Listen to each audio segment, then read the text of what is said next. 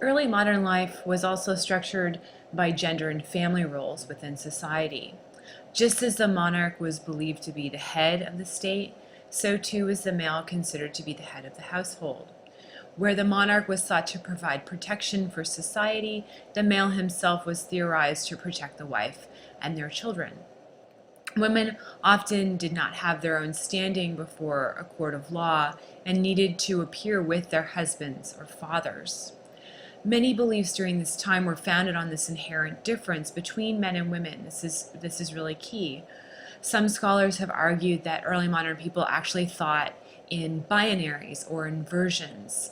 So men, women, good, evil, strong, weak, etc.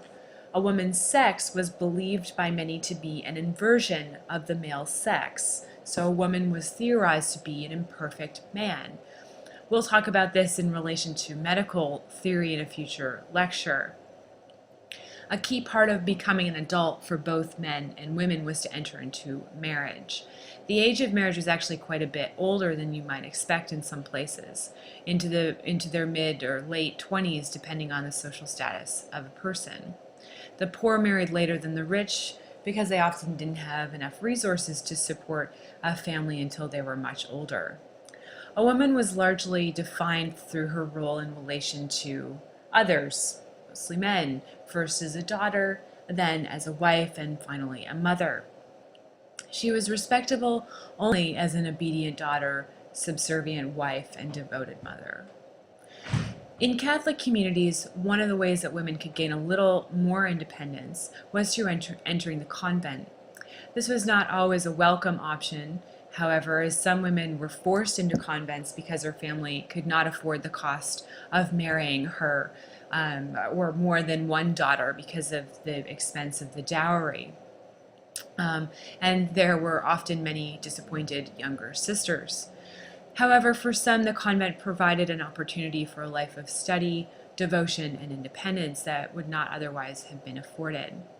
In Protestant areas, however, this was not an option, as all monasteries and convents were closed. One of the primary critiques leveled by Protestants against Catholics was their belief in celibacy, and Protestants placed elevated importance on all men and women entering into marriage. One of the reasons for this was the Protestant emphasis on the depravity of the human will and the consequent need that all people's will be disciplined by authority. This emphasis reinforced the control of men over their households. The home became the center of the family's religious life and took over the education of its members. In some ways, the shift was good for women, as it was very important that she be taught to read so that she could read the Bible for herself and teach it to her children. However, in other ways, Protestantism was more restrictive, as her role as obedient wife and mother was made the foundation to a healthy and stable society. There were high mortality rates. 1 in every 3 or 4 children who was born died before the age of 15, and the first year of their life was the most dangerous. Life expectancy was between 30 and 40 years old for most peasants.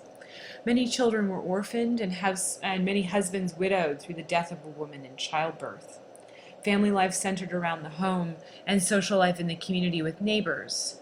Charity, so for the poorest people within the community, was based on that parish. Each parish, which is also just a community, was responsible for its own poor.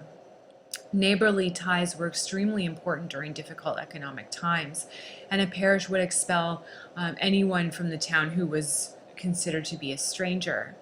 There were strict laws in England around what were known as rogues and vagabonds, who were essentially just people that did not belong to the community. And these were often places where disputes would arise within the community about who was responsible for taking care of the financial needs of whom within the community.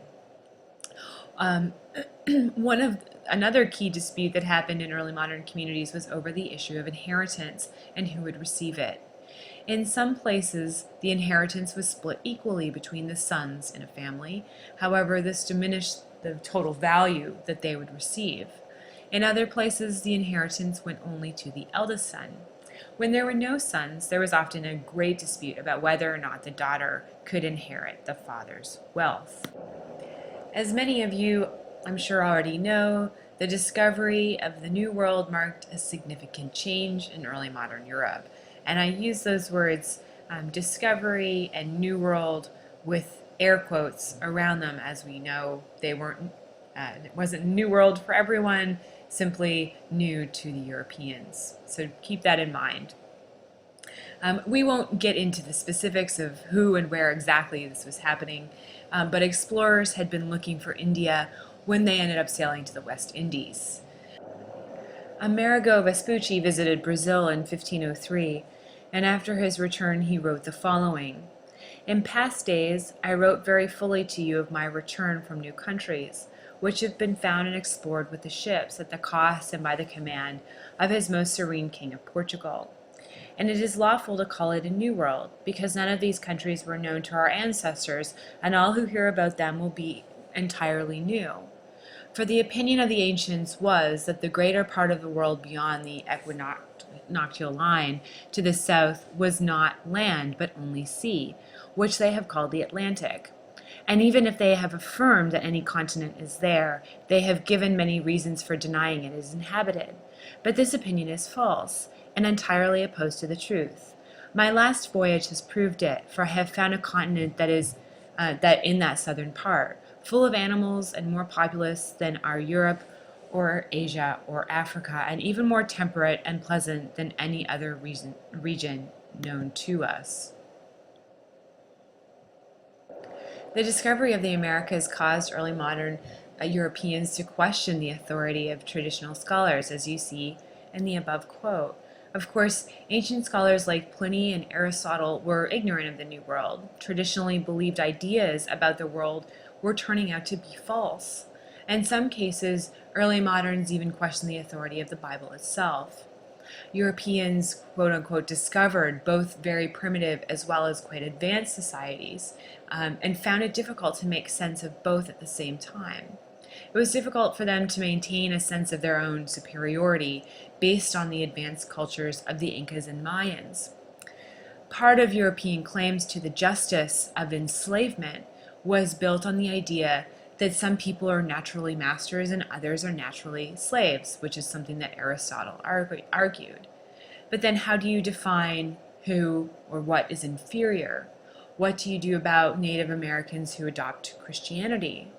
One of the biggest impacts of New World discoveries by Europeans was it fundamentally changed the way they saw themselves and brought some of their own assumptions about their superiority into question. New World exploration led to the discovery not only of different groups of people, but also different species of animals and what some Europeans thought of as monsters. Even before they ventured across the ocean, they believed in monsters and mythical creatures. Early maps, such as this one, often depicted monsters at the outer edges of what was known. So you see kind of along here you often get depictions of monsters, and here as well. It emphasizes the mysterious and the elusive. So here's the first one, and here's a second example, and you see, if you take a look, throughout the ocean, various monsters are depicted. Monsters were often anthropomorphic. They were a meld of animals and humans. So here's a few slides from early modern prints. Creatures like the Blemia and the Sciopod or the apple sniffer, these are some of the names, were imagined to live in exotic and unknown places. The discoveries that Europeans made in the New World only seem to confirm these beliefs. An early modern obsession with monsters also influenced how they viewed people who were born with birth defects. And these were often referred to as a monstrous birth, as well as those who didn't fit into accepted social hierarchy of society, such as single women and Jews. They were thought to be dangerous because they were on the margins. So now I want to talk a little bit about the Protestant Reformation between about 1520 and 1650. This is perhaps the most important development in the early modern period, which began with the writings of one man, a monk named Martin Luther. Before the Reformation movement really got going, Catholicism was the defining and organizing religion within society. There was no religious division or choice, really. There were certainly people who disagreed with certain theological beliefs, and they had disagreements. Theologians had disagreements amongst each other, but they were largely in the minority and were never elites or monarchs. The calendar, rites, and rituals of the Catholic Church defined the lives of early modern people up until this point. The movement of Martin Luther and others like him changed that for certain places in Europe. Luther began a protest from within the Catholic Church over the improper sale of indulgences. There was one German bishop in particular who was in debt, so he sold indulgences in order to make money. The Pope allowed this to happen. Luther famously posted what became known as the 95 Theses to the door of the Wittenberg Church in 1517, which outlined what he felt to be the corrupt elements of the Catholic Church. His goal was not to create a reformation or a split necessarily, but to restore the Church to its early Christian purity. He didn't set out to establish a new religious sect. Luther and other reformers like him denied the efficacy of indulgences, redefined the function of the sacraments, eliminated or drastically altered the Roman Catholic Mass, and changed the role of the clergy. And these are some of the most well-known Protestant reformers listed here. So the Catholic Church held that there were two authorities, both Scripture and church tradition, and within church tradition is included the seven sacraments, the idea of purgatory, the veneration of saints' relics, the primacy of Scripture, as well as the need for priests and the Pope to intercede between regular believers and God. And what Luther did was he rejected tradition as an authority. So what that means, in other words, is that if it's not in the Bible, then you don't have to believe it, and the Bible itself is the only authority. The second idea of Luther's reform was the priesthood of all believers. This meant that there was no difference between priests and lay people. If the Bible is the sole authority, then anyone who has access to a Bible has access to the truth, and you don't need priests to act as intermediaries to translate this truth to you. There are no priests in the Bible who are a separate class of believers. This was also not a completely new idea, that priests and believers are not separate. Belief that regular believers could preach the Bible was something that had been circulating theologically, at least for a little while.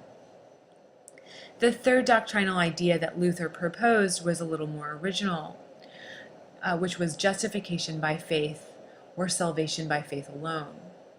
The medieval Catholic Church believed that you got to heaven through faith and good works amongst the lay people, and gave them a more active role in their religious life. It was something they could, actually do. For most, this was a comforting and welcomed experience and idea.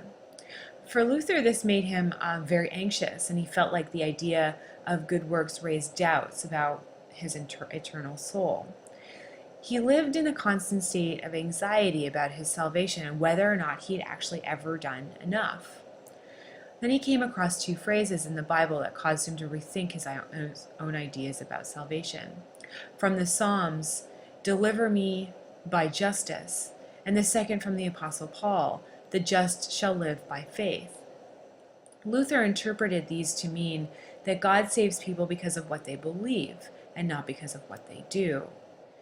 And this led to a radical revision of the medieval church with all of these ideas put together. There was no place for monks, no reason for celibacy, no sacraments except for the two that were in the Bible, which was the baptism and the Mass, and that the sacraments don't automatically give grace. It was only if you had faith.